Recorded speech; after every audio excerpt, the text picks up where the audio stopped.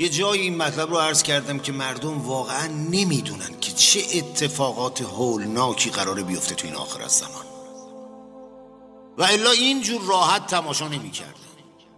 این آخر از زمان با اون اوصاف سنگینی که اهل بیت اشاره فرمودن رو مردم جدی نگرفتن.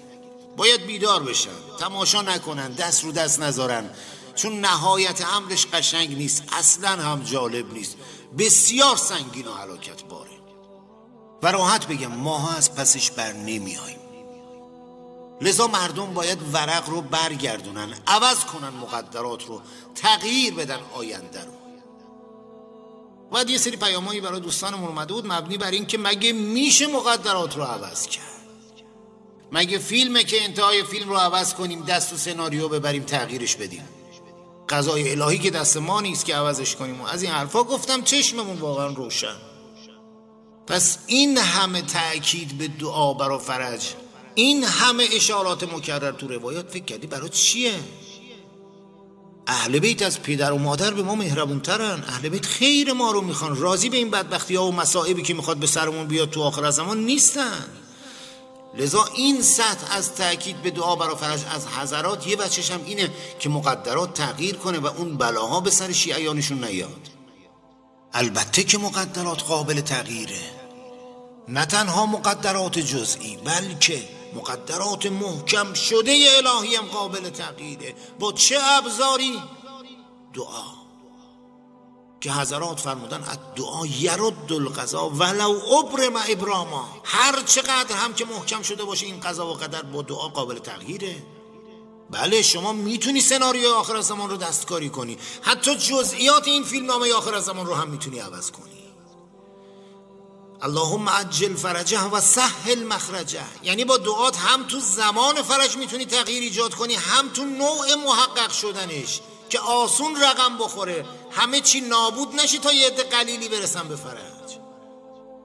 این همه اشارات اهل بیت به دعا برای فرج خیرخواهی محض برای خود ماست. دارن به ما رحم میکنن، کد میدن، آقا تقلب میرسونن به ما مطلب رو نمیگیریم. لذا شما میبینی امام مهربون ما فرموده و اکثر الدعا، زیاد دعا کنید برای فرج. در انتها فرموده فإن ذلک فرجکم، نجات خود شماست، خیر خود شماست. نمیدونم چرا اینو جدی نمیگیریم. پس دعا برای فرج نتیجهش همون تغییر مقدراته، همون تغییر سناریوی آخر از زمانه. و البته که تغییر مقدرات و عوض کردن حوادث هولناک آخر از زمانی نوع خاصی از دعا رو میطلبه. اجماع در دعا، اشک، زمان خاص، مکان خاص. و تو این زمینه هم باز حضرات لطف کردن و میانبرها رو برای تغییر این آخر از زمان به شیعیانشون رسوندن.